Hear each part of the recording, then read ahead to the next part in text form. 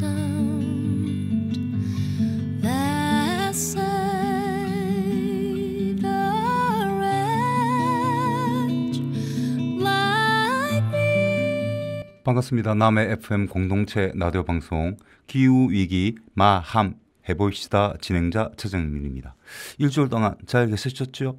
예, 날도 뭐 그렇게 이제 나쁘지도 않았고, 물론 황사가 좀 한 차례 불어 닥쳤긴 했습니다만은 크게 요즘 날도 그렇게 덥지도 않고, 그렇게 춥지도 않은, 물론 이제 일교차는 크죠.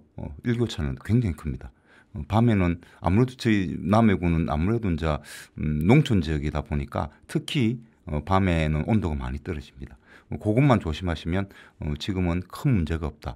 그리고 5월달은 태평양 고기압의 영향으로 날이 굉장히 좋을 것 같습니다. 햇빛이 짱짱. 예, 제가 작년 2023년 5월달을 제가 일기예보를 한번 봤는데요. 일기가 어떠냐면 비가 많이 왔었거든요. 근데 지금은 올해는 아마 5월달은 날이 좋을 것이다. 고기압, 예, 태평양 고기압 때문입니다. 고기압은 그 상대 다른 지역보다 온도가 좀 낮죠. 그리고 압력이 높기 때문에, 공기 압력이 높기 때문에, 공기가 찹죠. 찹다 보니까 공기가 많이 뭉쳐져 있습니다. 그래서 하강 기류가 위에서 밑으로 바람이 불거든요. 그래서 큰 그 비 소식은 없을 것 같다는 생각이 듭니다. 물론 수요일 날 부처님 오신 날이지 않습니까? 수요일 날 북부, 중부권 정도만 비가 오고 저희 남해군에서는 비가 오지 않죠. 안 왔죠. 어제 그죠? 지금 오늘 아마 수요일 날 방송이 나가니까 오늘이네, 그죠? 오늘 비가 오지 않을 것이다라고 제가 확신을 하면서 말씀을 드렸습니다. 근데 이제 큰 문제가 있는 게 지금 엘니뇨가 끝났습니다. 엘니뇨가 끝나고 지금은 중간 단계인데요. 조금 있으면 라니냐가 시작될 것이다 라고 전문가들은 예상합니다. 엘니뇨, 라니냐, 과연 이 뜻은 무엇이고, 그리고 이것이 우리나라에 어떤 영향을 미칠지, 요거는 노래 한 곡 듣고 와서 말씀을 드리겠습니다. 김떡돌이 부릅니다. 샤워해.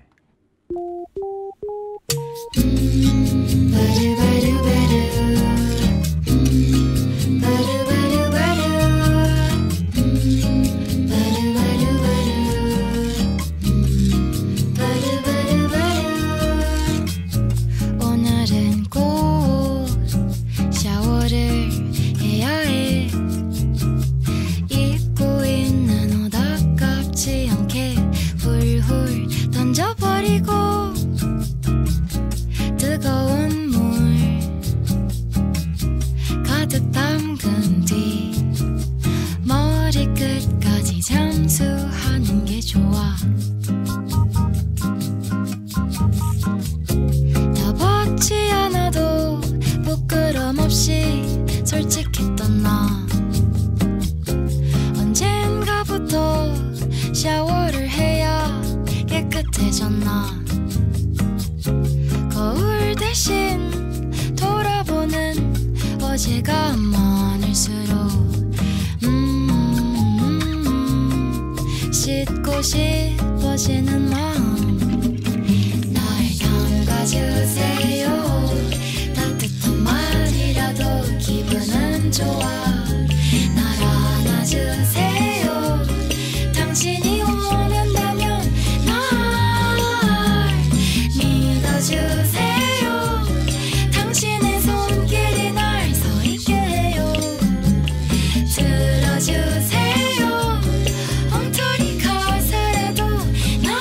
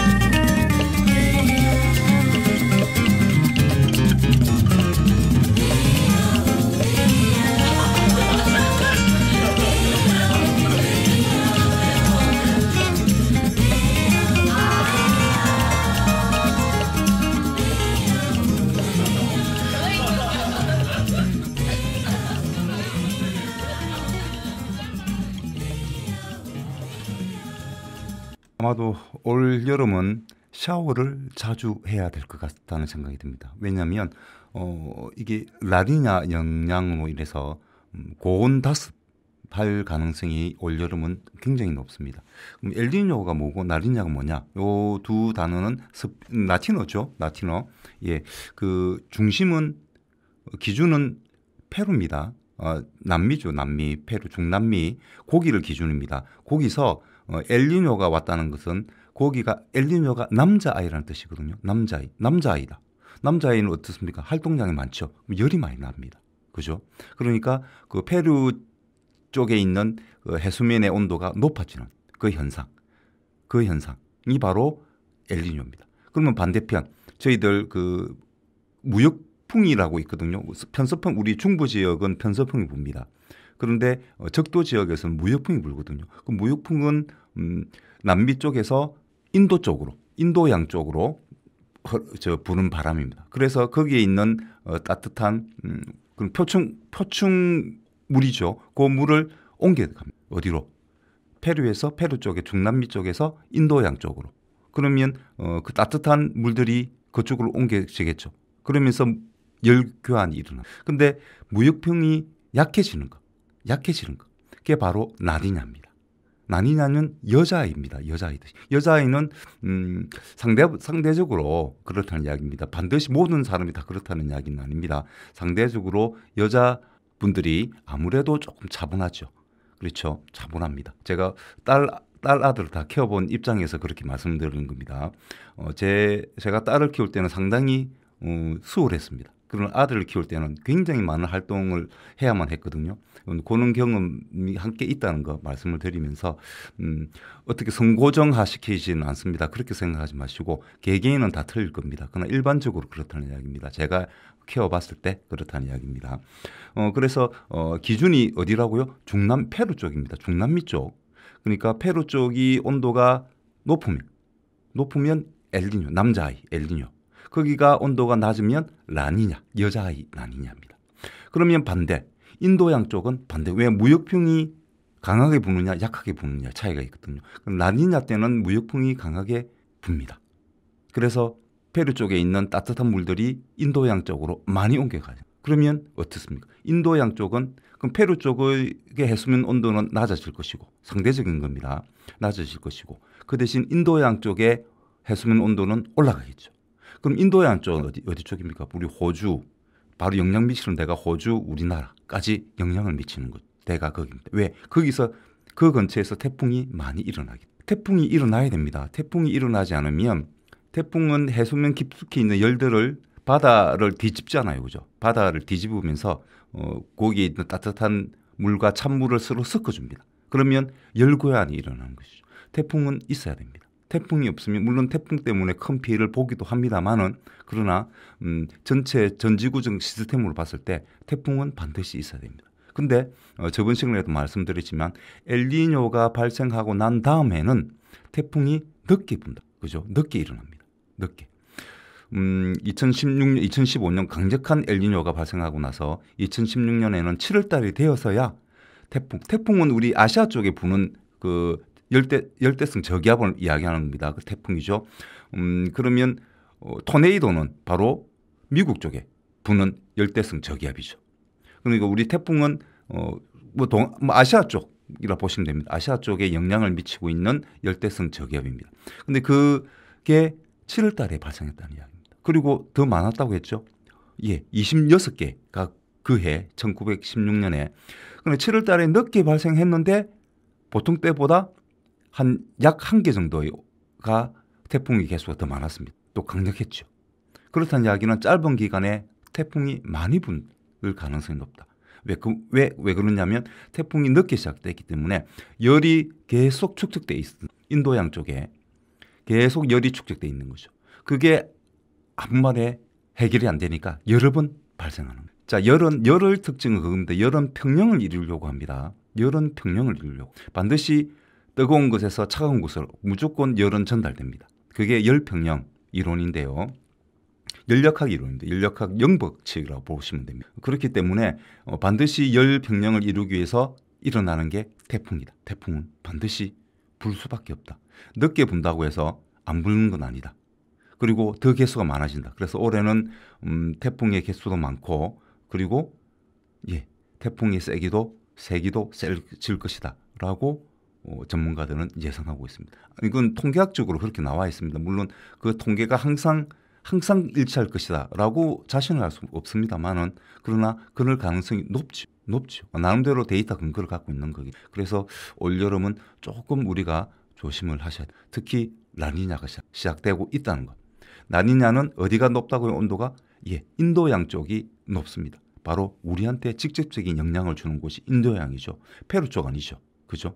그렇기 때문에 엄청나게 많은, 그러니까 일단은 고온다습한 그런 여름이 될 것이고, 그리고 차이가 뭐냐면 엘니뇨 때는 우리나라의 영향입니다. 엘니뇨 때는 어디가 따뜻하다고요? 중남미입니다. 거기가 따뜻하기 때문에 우리는 페루 앞바다는 따뜻해지지만 필리핀 해력은 필리핀 쪽, 우리 인도양 쪽 이쪽은 찹지요 상대적으로. 그렇다 보니까 해류 활동이 약합니다. 그리고 태평양 고기압이 세력이 또 약하거든요.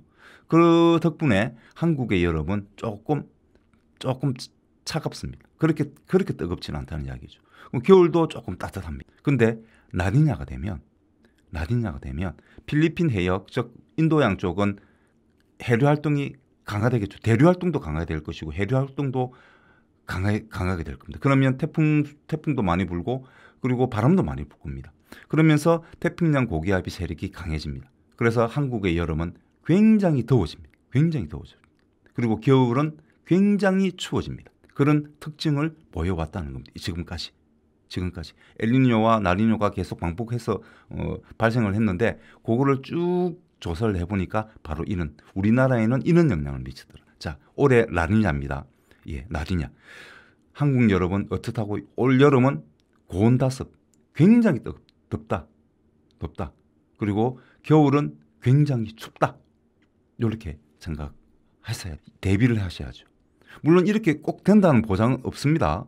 그죠? 앞으로 일어나지 않은 일에 대해서 어떻게 확신을 가지겠습니까? 그러나 지금까지 통계적으로 봤을 때 한 30년 정도 엘니뇨와 라니냐가 반복되면서 나타난 현상을 봤을 때 그렇게 우리나라에 영향을 미쳤다는 거죠. 걱정이죠. 특히 밖에서 일하시는 분들, 택배 노동을 하지 않습니까?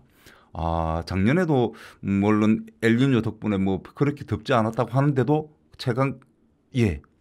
기본적인 전체적인 그 지구 평균 온도가 올랐기 때문에 그 전보다는 더웠죠. 근데 올해는 라니냐 때문에 더 덥다는 거죠. 특히 덥다는 거죠.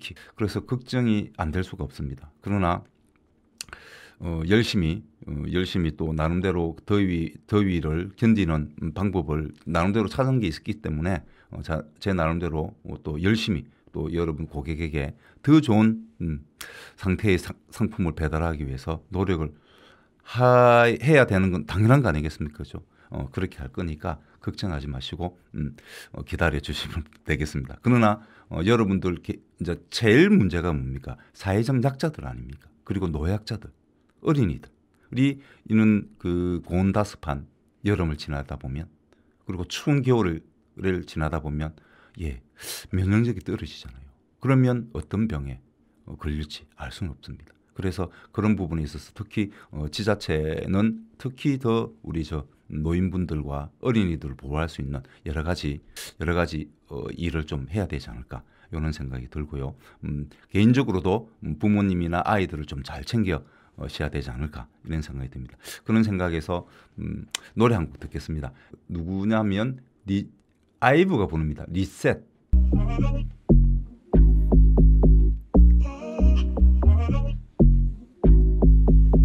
하루 종일 울리는 알림 반갑지 않은 상대 머릿속은 과부 상태 다정하던 넌 어디 간 건데 이모지 하트 대신 널 보내줘야 할 때가 됐네 내 drop 안녕 흔적조차 남지 않게 키키키키키키키키 빛이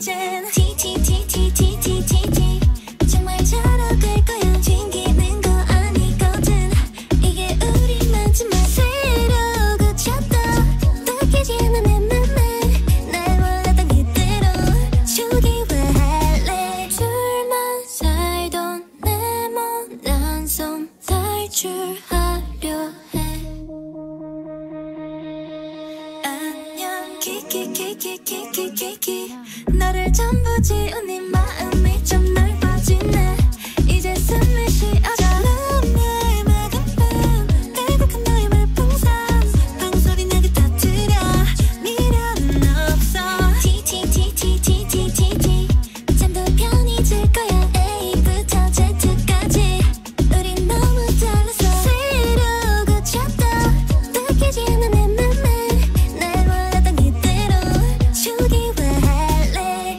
예, 리셋. 예, 초기화, 초기화. 마지막에 우리 노래에도 나왔는데 초기화. 예, 우리가 무슨 휴대폰을 초기화한다, 리셋한다 할 때 그죠? 완전히 처음부터 시작하는 거잖아요.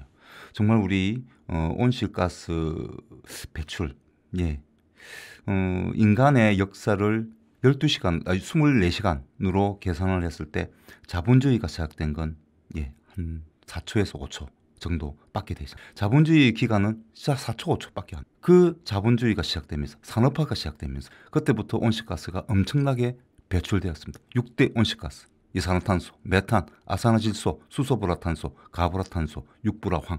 우리가 제품을 만들면서 만들어지는 것. 제품을 만들고 이동하고 소비하고 폐기하면서 발생되어지는 이 6대 온실가스가 엄청나게 지금 배출되었습니다. 그래서 200년 동안 0.8도가 1.2도가 올랐습니다. 1.2도가 엄청나게 올랐습니다. 그전에는 몇십만 년 걸려야 됩니다. 1도 정도 올리려면. 그러나 인간의 산업화 그리고 이 자본주의라고 하는 이 경제 시스템에서 엄청나게 지금 온실가스가 배출되고 있습니다. 리셋해야 됩니다. 초기화해야 됩니다. 그러기 위해서는 우리가 특단의 조치를 취할 수밖에. 그래서 미국이나 그리고 유럽에서는 탄소 국경세를 도입할 것이다라고 예고하고 있습니다. 탄소 국경세 수입할 때, 이걸 우리가 수출할 때 수출하는 그 품목이 얼마나 많은 온실가스를 배출하느냐에 따라서 관세를 더 매기는 겁니다. 그럼 우리는 더 비싸게 물건을 팔 수밖에. 특히 우리 무역으로 먹고 사는 우리나라 입장에서는 이거 정말 걱정이지 않을 수. 엄청난 가격이 인상될 수밖에. 그래서 우리도 하루빨리 친환경 산업 구조로 바꿔야 됩니다. 그러기 위해서 소위 우리 RE100, RE100 재생에너지로 100% 물건을 만드는 시스템을 만들어야 됩니다. 그러기 위해서는 국가의 투자가 필요하겠죠. 그러기 위해서 재원이 필요합니다. 그럼 돈이 또 있어야 되잖아요. 긴축 재정에서 될 일이 아닙니다. 지금. 그래서 저는 탄소세를 강력하게 주장. 온실가스를 배출하는 제품을 많이 사는 사람들이 세금을 많이 내야 됩니다. 그럼 그 세금을 가지고 우리 사회적 약자들도 지원해주고. 왜? 온실가스, 기후 지구 온난화의 가장 큰 최고의 피해자는 바로 사회적 약자들 아니겠습니까? 예, 온실가스를 누가 더 많이 배출합니까? 상위 10%, 세계 소득 상위 10%, 그리고 1%. 이들이 훨씬 더 많은 온실가스를 배출하고 있습니다. 이들이 주범입니다. 근데 피해는 누가 봅니까? 사회적 약자들이. 그래서 사회적 약자들에게 적절한 지원이 반드시 기후 지구온난화에 대비해서 그분들이 제대로 생활할 수 있도록 도와줘야 됩니다. 그럼 국가가 해줘야죠. 맞습니다. 그래서 저는 탄소세를 또 한 번 더 주장하면서 근데 이런 주장들이 이렇습니다. 어떤 분들은 아니 탄소세 세금 그건 많이 거두면 또 인플레이션 물가가 올라갈 거 아니야. 이제 물가 올라갈 가능성이 높죠. 맞습니다. 그럼 그건 물가 올라가는 게 지금 더 급합니까? 아니면 지구 온난화가 되어서 지금 현재 벌어지고 있는 이 문제들 지금 난립니다. 브라질은 어떻습니까? 홍수가 났죠. 홍수가 나서 지금 더 큰 문제가 뭐냐? 콩 재배입니다. 대두, 콩. 세계적으로 브라질이 1등입니다. 콩 생산량이. 그리고 그 중에 절반인 중국이 수입에 가거든요. 근데 우리나라도 거기서 수입을 합니다. 우리나라 사료용입니다. 사료용 대두의 80%를 브라질에서 수입해 온단 말입니다. 그러면 브라질 홍수 나서 이번에 한 15% 정도가 재배지가 난리는 났거든요. 작황이 이제 못합니다. 그러면 그만큼 가격은 오르겠죠. 그러면 그 부담 누가 해야 됩니까? 우리 농민들이 해야 되는 겁니다. 바로 우리 농민들이 무슨 죄가 있습니까? 안 그렇습니까? 온실가스를 지금 상위 소득 10%, 상위 소득 1%가 내뿜는 온실가스만큼 그분들이 온실가스를 내뿜고 있습니까? 그렇지 않지 않습니까? 왜 농민들이 피해를 봐야 돼? 우리나라 한국 농민들이 왜 피해를 봐야 됩니까? 정말 농사 짓고 식량 주권을 지키기 위해서 노력하고 계신 분들 아닙니까? 그분들에게 적극적인 지원이 필요합니다. 그리고 이번에 스페인이 가뭄이 굉장했습니다. 2년 동안 가뭄입니다. 그래서 이번에 어떻게 됐습니까? 올리브유가 오릅니다. 30% 이상 오른다고 합니다. 그럼 올리브유가 오르면 올리브 기름으로 무슨 그 식품을 만드는 곳의 회사들도 다 가격을 올리겠죠? 누가 피해를 봅니까? 우리입니다. 우리. 상위소득 10%, 상위소득 1% 이분들한테 30% 물가 인상됐다고 큰 영향 미칩니까? 아니죠. 그런데 우리는 영향을 받죠. 그래서 저는 강력하게 다시 한번 말씀드립니다. 탄소세 저는 반드시 도입되어야 되고 그 재원으로 친환경 산업 구조로 빨리 재편해야 되고 그리고 우리 사회적 약자들에게 적절한 지원이 필요하다는 말씀을 다시 한번 더 드리면서 노래 하나 듣고 오겠습니다. 서이브가 부릅니다. 마라탕 후루. 요거 듣고 와서 제가 그 임진왜란을 예상했던 그런 징조들이 있었습니다. 그와 관련된 이야기를 좀 해드리도록 하겠습니다. 선배 마라탕 사주세요. 그래 가자. 선배 혹시 탕후루도 같이? 뭐? 탕후루도? 그럼 제가 선배 맘에 탕탕 후루후루 탕탕탕 후루루루루 탕탕 후루후루 내 맘이 딴딴딴딴 탕탕 후루후루 탕탕탕 후루루루루 탕탕 후루후루 나라 탕탕탕탕 후루루루루 사실 저는 선배 맘에 들고 싶은 게 목적인데 내 맘 달콤상콤 탕후루처럼 선배 맘에 들어갈게요. 무슨 뜻이야? 선배 마라탕 사주세요. 좋아 가자. 선배 탕후루 사주세요. 탕탕탕 사실 저는 선배 마음에 들고 싶은 게 목적인데 내 맘 맵당 마라탕처럼 선배 마음에 들어갈게요. 좋아하니? 선배 마라탕 사주세요. 좋아 가자. 선배 탕후루 사주세요. 탕탕탕 오늘은 기필코 목소리생 때려친다. 그럼 제가 선배 맘에 탕탕 후루후루 탕탕탕 후루루루루 탕탕 후루후루 내 맘이 딴딴딴딴 탕탕 후루후루 탕탕탕 후루루루루 탕탕 후루후루 나라 탕탕탕탕 후루루루루 사실 저는 선배 맘에 들고 싶은 게 목적인데 내 맘 달콤상콤 탕후루처럼 선배 맘에 들어갈게요. 무슨 뜻이야? 선배 마라탕 사주세요. 좋아 가자. 선배 탕후루 사주세요. 탕탕탕 사실 저는 선배 마음에 들고 싶은 게 목적인데 내 맘 맵당 마라탕처럼 선배 마음에 들어갈게요. 좋아하니? 선배 마라탕 사주세요. 좋아 가자. 선배 탕후루 사주세요. 탕탕탕 오늘은 기필코 목소리생 때려친다.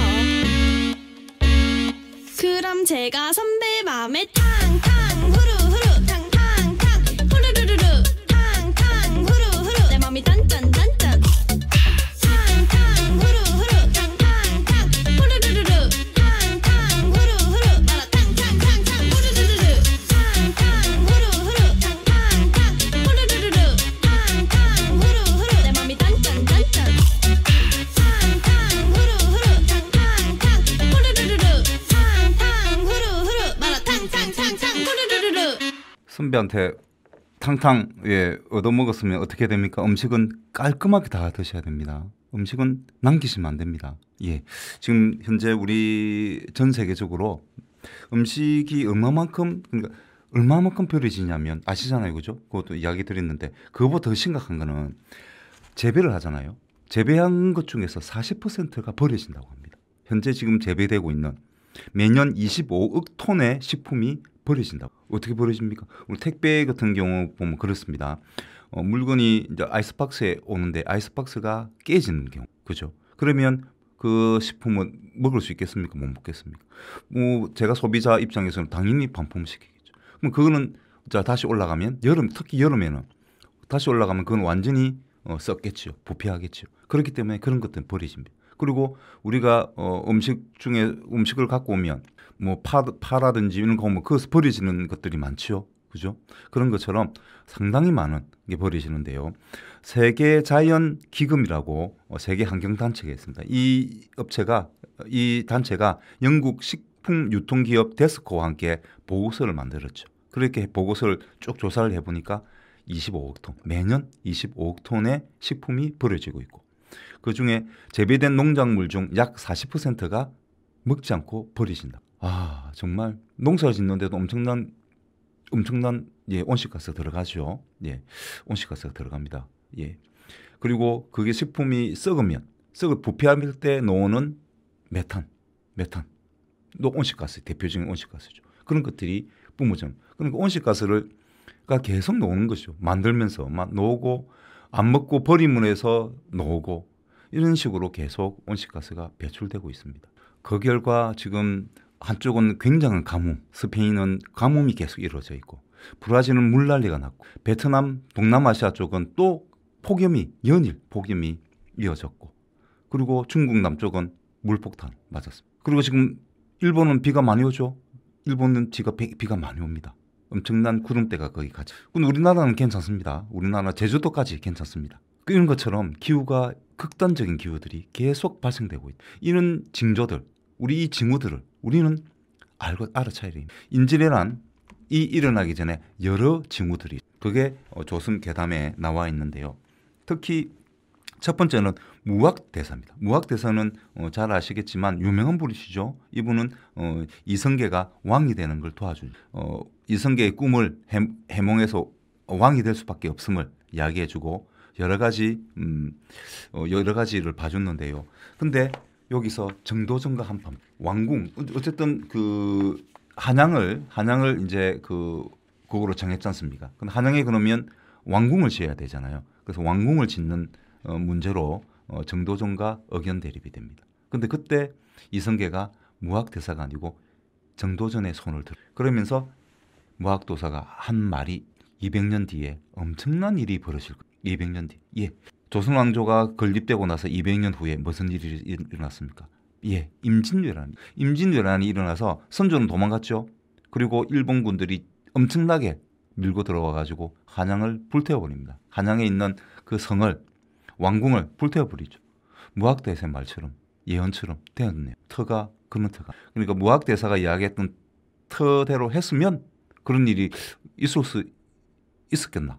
뭐 그런 뜻을 가지고 있겠죠. 그러나 그거는 비과학적이니까. 근데 이건 징후의 중에 하나다는 말씀을 드리고요. 그리고 또 이 무학도사와 관련해서 무학도사가 또 남긴 말이 있습니다. 근데 이 말이 임진왜란 전에, 전쟁 전에 어떤 한 구절이 굉장히 유행을 합니다. 동료가 퍼져나갑니다. 동조처럼. 뭐냐면 구름의 뿌리에 산이 솟고 달이 여울에 떨어지니 어디로 가버리고 또 어디에서 올 것인가 라고 하는 이 구절입니다. 무학대사가 길게 글을 남겼는데 그중에 이 구절이 전쟁 전에 유행하게 돼요. 유행했다. 그럼 과연 어떤 뜻일까? 그건 아무리 이 뜻을 파헤쳐봐도 뜻을 알 수가 없었다고 합니다. 근데 임진왜란이 일어나고 난 뒤에 사람들이 깨달았다. 여기에 구름의 뿌리에 산이 돋고 달이 여울에 떨어지니 이 구절이 보면 한자어로 이렇게 보면 신립 장군 아시죠? 신립을 뜻하는 뜻입니다. 그리고 여울에 떨어지니 신립이 죽죠. 강에 빠져 죽습니다. 바로 그것을 탕금대 전투 아시죠? 엄청난 정말 신립이란 장군이 과연 이 전투를 했을까 할 정도로 정말 좀 나쁜 말로 하면 정말 멍청한 작전을 수행한, 정말 알 수 없는, 왜 그랬는지 도저히 이해가 되지 않는 그런 작전을 펼쳐. 그래서 모든 사람들이 궁금해했습니다. 과연 왜 신립이 이런 작전을 펼쳐? 굉장히 궁금해했습니다. 근데 이 무학도사의 구절을 잘 뜯어보니까 이해가 되는 뭔가 귀신의 시였다. 또 될 수 있겠죠. 그러나 그거보다는 뭔가 여운이 임진왜란에 일어나서 반발이 되고 임진왜란에 많은 사람들이 죽을 수밖에 없는 그런 필연적인 결과가 나오지 않을 수밖에 없지 않았을까 하는 그런 생각이 들고는 그 구절이었습니다. 그리고 또 세 번째는 이제 선조가 악몽을 꾸는데요. 선조가 거기 울음소리가 들려서 보니까 한 여인이 여자입니다. 여자가 한 손에 볏짚을 들고 피를 뚝뚝 흘리면서 들어오더랍니다. 그러면서 하여튼 이렇게 하다가 꿈에서 깼거든요. 근데 그 여인이 계집여자잖아요, 한자어로. 그리고 볏짚, 벼하자입니다. 요 두 자를 합치면 외나라 외자하고 외나라 외자에 사람 인자만 붙이면 그 두 글자에다가 사람 인자만 붙이면 외나라 외자가 선조의 꿈에 악몽에 외나라가 침입할 것이라고 하는 계시가 있었어. 그리고 네 번째, 선비들이 수천 수백 명이 모입니다. 한양으로 올라옵니다. 그리고 미친 듯이 춤을 춥니다. 미친 듯이 굉장히 계기한 춤을 막 추거든요. 그런 춤을 여기 이제 어디 있냐면 이궁이기선 조선 후기입니다. 열려실 기술이라고 하는 책에 요 내용이 있습니다. 수천 수백의 선비들이 올라와서 한양으로 와서 막 기괴한 춤을 추는 거죠. 이것을 등등곡이라고 합니다. 등등곡 한번 검색해서 찾아보시면 이 뜻을 아실 겁니다. 내가 기괴한 춤을 추는 이런 겁니다. 거기에 나섰던 정효성, 백진민 등 30여 명이 이제 주축이 되어서 그 활동을 왜?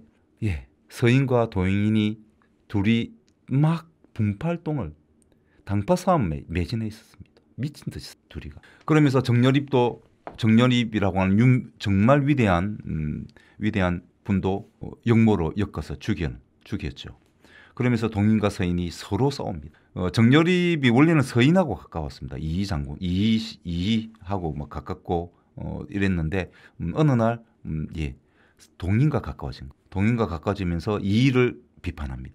그러면서 이의는 누구의 서인의 정말 정신적 지주 아닙니까? 자기의 그 정신적 지주를 비판하고 다니니까 얼마나 서인들이 정열입이 미웠겠습니까? 물론 그것을 같이 해주는 동인들도 미웠겠죠. 그래서 정철이라고 하는 유명한 분이 계시죠. 관동 대빌곡인가 하는 아부입니다. 그 왕에 대해 선조에 대해 아부하는 글인데 어쨌든 우리나라에서는 좀 높이 쳐주고 있죠. 어쨌든 그 정철이 주도하에 굉장히 악랄하게 동인들을 죽입니다. 그런 일을 하고 있는 거예요. 백성을 잘 살게 해줘야 되는데 그런 건 안 하고 동인과 서인이 서로 나눠가지고 서로 지지고 뽑고 싸우고 있다. 그래서 초야에 묻혀있던 이런 젊은 선비들이 수천 수백 명이 모여서 항의를 한 거예요. 그렇다는 이야기는 내분이 많이 일어나고 있다는 이야기죠. 그러면 외세가 침입했을 때 꼼짝 못한다는 걸 내포하고 있는 거예요. 그리고 또 있습니다. 다섯 번째는 전쟁 전에 조선의 강물에 수많은 시체가 떠올랐다. 그리고 관청에 있던 못 있지 않습니까? 저수지 같은 거죠. 그 물이 넘쳐가지고 담장을 넘을 정도로 넘치는 일도 있습니다. 그러니까 여러 이상한 조짐들이 많이 발생했다는 이야기입니다. 그렇다면 선조는 뭔가 이상해.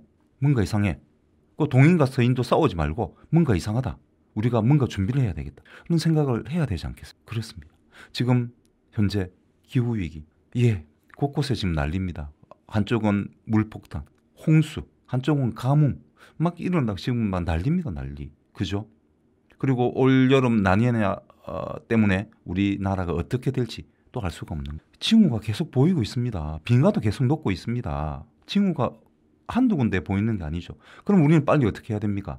생각해야죠. 선조처럼 동인과 서인처럼 지지고 뽑고 싸우고 있으면 안 됩니다. 약속하셨죠? 탄소세 도입을 약속한 정당이 있습니다. 약속했습니다. 그 약속부터 지켜주시 정말 부탁드리겠습니다. 징후가 점점 있습니다. 정말 제가 좀 또 쏟아부었는데요. 노래 한 곡 하는 김에 노래 한 곡 듣고 마저 우리 좀 요새 환경의 날, 환경의 날 이제 국제 다양성 생물 다양성의 날에 대해서 또 말씀을 좀 드리도록 하겠습니다. 비오가 부릅니다. 우주.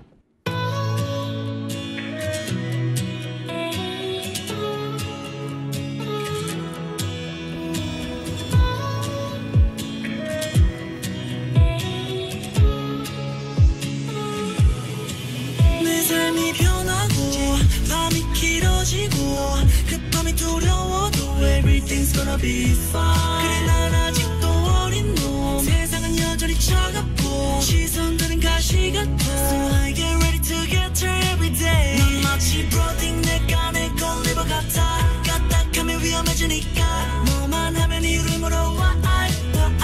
이런 드넓고 어두운 세상 속에서 난 답 없는 고민을 하지만 그래도 버티는 이유는 하나.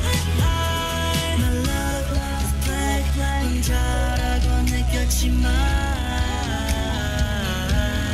너가 나를 불러준다면 거기로 갈게.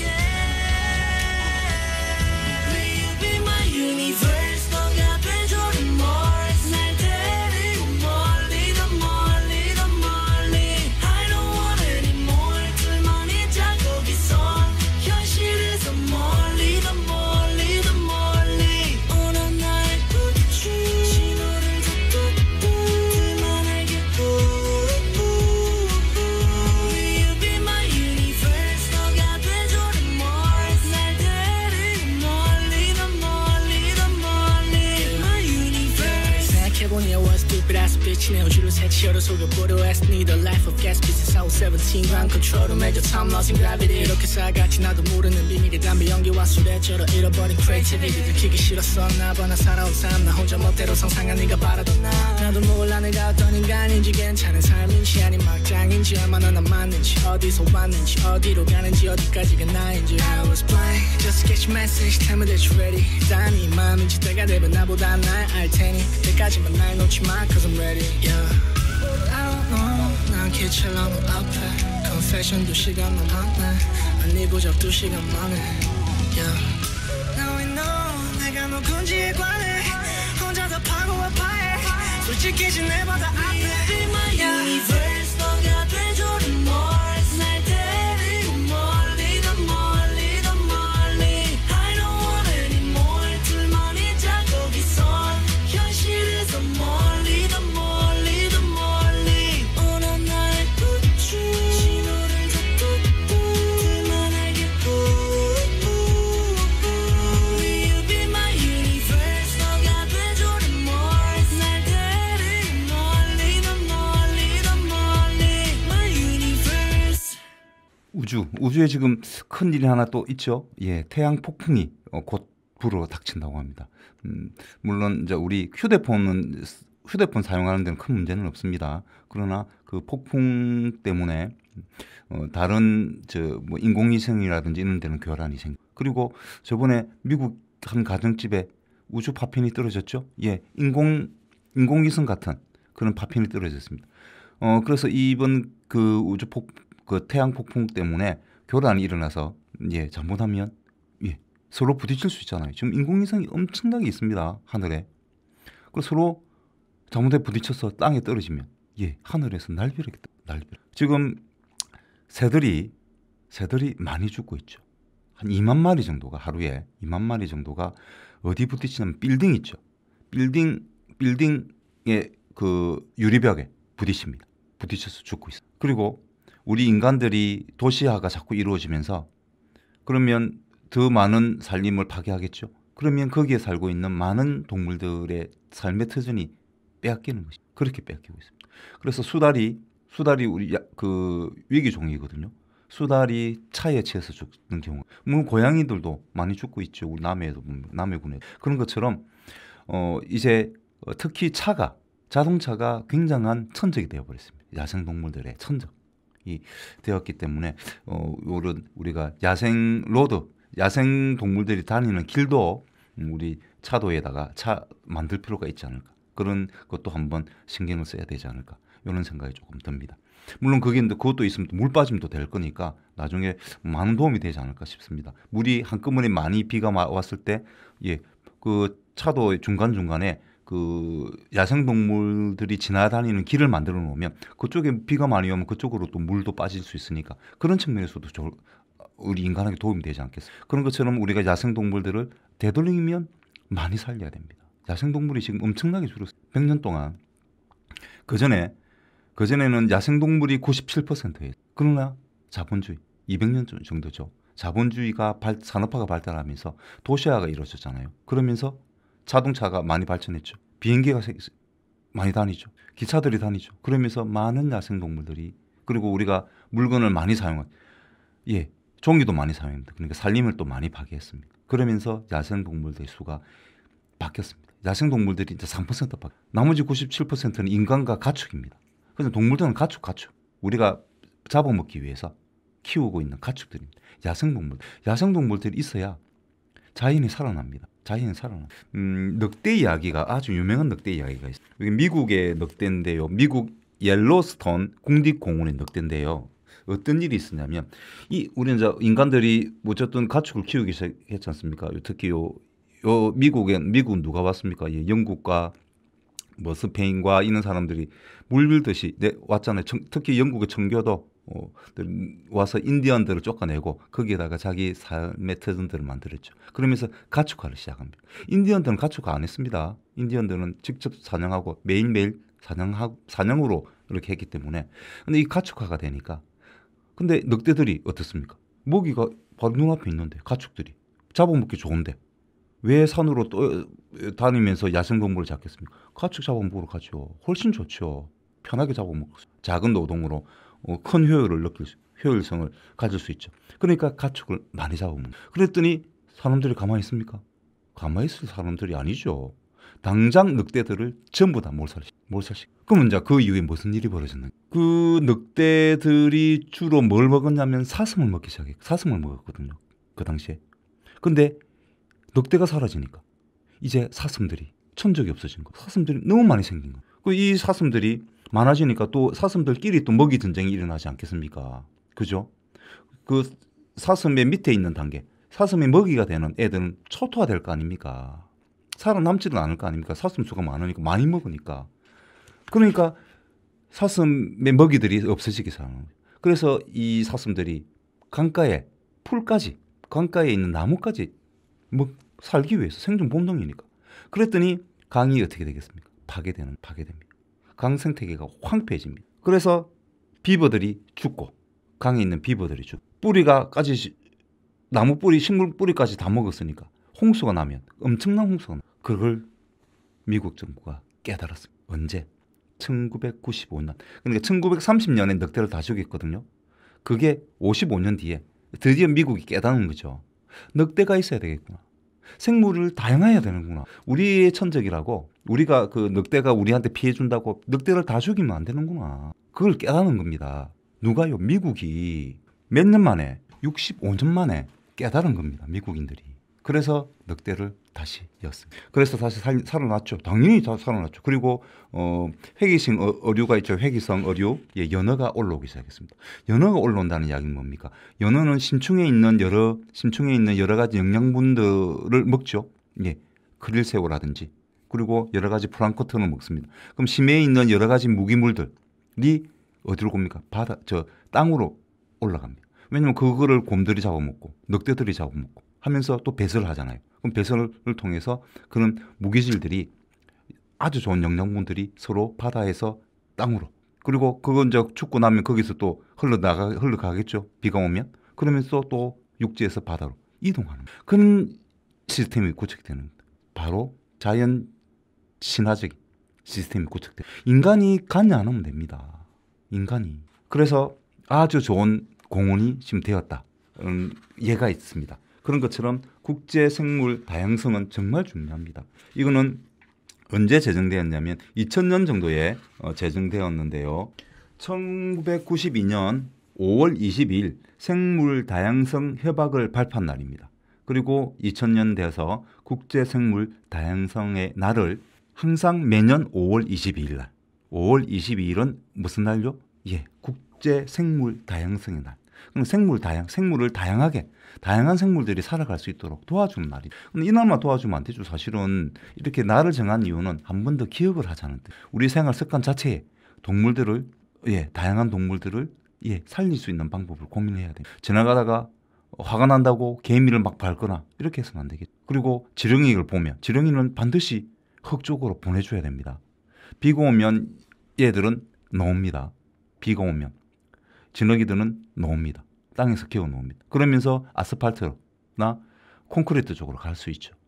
그러면 비가 그치면 말라 죽. 지렁이는 뭐에 토양을 정말 멋지게 바꿔주는 그런 역할을 합니다. 정말 고마운 생물이죠. 그래서 비 그치고 난 다음에 지렁이가 보이면 좀 징그럽더라도 뭐 종이라든지 다른 도구를 이용해서 꼭 흙으로 보내주십시오. 그것만 기억하셔도, 그것만 하셔도 저는 국제 생물 다양성의 날을 기억하고 있는 것이다. 그리고 온실가스를 줄이는 역할도 하는 것이다. 행동이다. 저는 이렇게 뭐 대단한 거 아닙니다. 기후위기 극복을 위해서 우리가 대단한 일을 어떻게 하겠습니까? 작은 행동이지만 그것이 정말 우리 기후위기를 극복하는 데 중요한 역할을 한다. 이러면 해야 안 되겠다. 부탁드리겠습니다. 국제 생물 다양성의 날 꼭 기억해 주시고요. 그와 관련돼서 뭐 영화도 한 편 소개를 시켜드릴 거니까 일단 노래 한 곡 듣고 오겠습니다. 헤이즈가 부릅니다. 넌 어디에?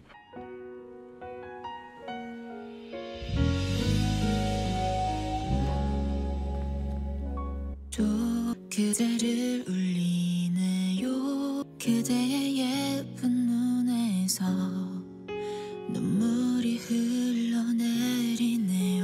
또 우리가 헤어져요. 그대의 예쁜 얼굴이 조금씩 멀어져 가네요. 난 잘된 일이라고, 지겨운 사랑이 이젠 끝이라고,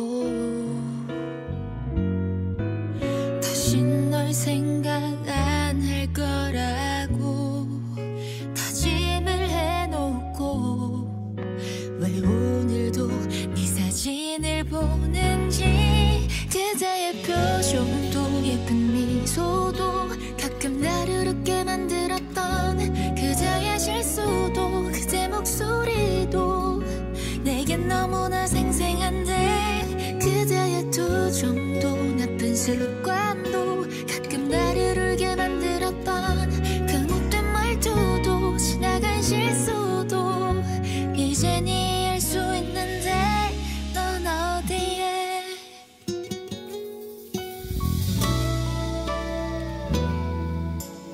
난 괜찮을 거라고, 다시는 사랑 따윈 안 할 거라고,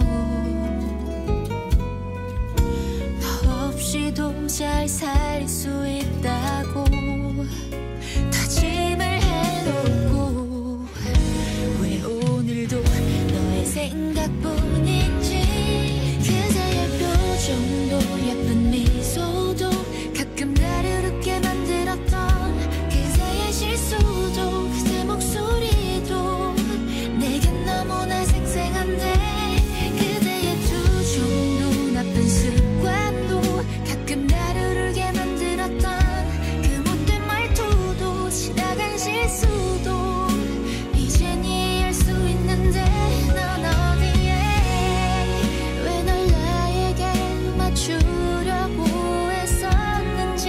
너를 있는 모습 그대로 바라볼 수는 없었는지. 나의 이기심들에 아파하던 너를 왜 몰랐을까. 그대의 눈물도 깊은 한숨도 나를 놓아주기 시작했던 그때의 내게로 갈 수만 있다면 다시 놓치지 않을 텐데.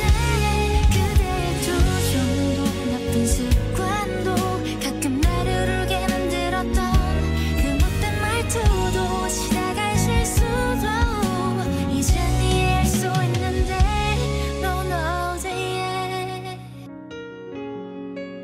돌아와. 너는 어디에 있을까? 예. 너는 어디에 있을까를 주구장창 외치는 영화가 있습니다. 바로 다빈치 코드라고 하는. 와, 이거 상당했습니다. 톰 행크스가 나오는데요. 톰 행크스 아시죠? 예. 톰 행크스하고 그리고 뭐 우리 뭐 장르노라고 아실 겁니다. 그 레옹 아시죠? 레옹 그때 그 영화의 주인공이죠. 그 프랑스 배우. 하고 오드리 토투라고 하는 배우도 나오죠. 아, 대단했습니다. 물론 문제가 있었죠. 기독교 세력에서 별로 안 좋아했습니다. 왜냐하면 여기 조금 파가 틀린 부분이 좀 있거든요. 좀 기독교를 조금 모독을 했다. 뭐 이런 식으로 해서 뭐 서로 뭐 반대 운동도 하고 뭐 이랬는데 그럼에도 불구하고 이 영화는 흥행을 합니다. 2006년에 개봉을 했는데요. 5월 19일 날 개봉을 했습니다. 정말 센세이션했습니다. 엄청나게 오프닝 기록의 한 8번째, 미국에서 8번째 정도로 흥행을 했습니다. 엄청나게 많은 사람들이 봤죠. 정말 특히 애너그램이라고 있습니다. 애너그램은 낱말, 말을 바꾸어서 글자를 만든 거죠. 수학하면 수학을 반대로 하면 글자를 약간씩 바꾸면 하숙도 됩니다. 수학여행 가면 하숙 해야죠. 그죠? 수학여행 가면 하숙같이 민박집 자야 되잖아요. 그죠? 그런 것처럼 그렇게도 되고 그다음에 수학, 학문을 배우기 위해서는 만약에 내가 다른 지역에 가서 학문을 배운다 했을 때는 하숙을 해야 되지 않습니까? 그래서 수학을 잘 조합하면 다시 글자를 낱말 하나하나를 다시 떼어서 다시 붙이면 하숙이 됩니다. 괜찮죠? 그죠? 괜찮죠? 이런 것처럼 말의 의미를 글자 하나하나 재조합해서 다른 말로 바꾸는 것을 뭐라고 한다? 애너그램. 요게 주로 이제 그 전쟁 때 그죠? 교신을 내는 작전을 짠다든가 했을 때 이런 걸로 그럼 그것을 번역하는 것도 굉장한 실력이 필요했습니다. 그래서 수학자들도 많이 들어갔죠. 요 고와 관련된 영화 또 있긴 있습니다. 한번 찾아보시고 그 영화도 재밌죠. 근데 어쨌든 이 다빈치 코드는 그런 애너그램이라고 하는 소재도 이용하고 하는데 특히 더 그거는 주제가 바로 예수 그리스도의 혈통을 찾아내는 일을 합니다. 톰 행크스. 그 찾아나가는 과정이죠. 너는 도대체 어디에 있어? 하루 영화 내내 외칩니다. 영화 내내. 보고를 찾아내는 거죠. 그게 애너그램이라고 하는 기술을 바탕으로 찾아낸다는 이야기. 곳곳에 애너그램 분석 기법이 필요하거든요. 그래서 영화를 보시면 상당히 재밌습니다. 저도 오래전에 봤던 영화인데요. 굉장히 기억에 남습니다. 굉장히 기억에 남는 그런 영화입니다. 그때 당시에 뭐 2006년에 제가 톰 행크스가 뭐 유명한지 알았겠습니까? 그리고 그때는 톰 행크스 그리 유명하지 않았습니다. 사실 이 영화로 떴죠. 이 영화로. 그리고 프랑스 배우 그분도 이 영화로 떴죠. 상당히 전 세계적으로 센세이션을 바로 다빈치 코드. 이 다빈치 코드 그러니까 애너그램인데요. 애너그램은 어떻게 해야 됩니까? 내 상상력이 다양해야 됩니다. 다양한 것들을 보고 배워야 됩니다. 다양한 상상력을 가져야 됩니다. 일괄적인 하나만 강요하는 그런 사회에서는 이런 애너그램이 발달할 수 없습니다. 다양한 상상력을 발달시킬 수 없습니다. 그런 것처럼 국제 다양성 생물의 날. 생물들도 다양해야 어떤 기후가 왔을 때도 기후 위기가 왔어도 이겨낼 수 있고 어떤 재난이 와도 이겨낼 수 있고 땅이 튼튼합니다. 땅이 튼튼하고 바다의 생물들이 다양하죠. 다양해야 바다도 건강하죠. 그런 것처럼 다양해야만 생물들도 다양해야 되고 우리 인간의 사고력도 다양했을 때 더 건강하고 튼튼한 또 더 창의적인 일들이 벌어질 수 있다. 그런 말씀을 다시 한번 드리면서 이 다빈치 코드 꼭 한번 시간 나실 때 보시면 좋겠습니다. 저는 오늘 이만 물러가도록 하겠습니다. 일주일 뒤에 뵙겠습니다. 고맙습니다. 뵙겠습니다. 고맙습니다. 뵙겠습니다. 고맙습니다. 뵙겠습니다. 고맙습니다. 뵙겠습니다.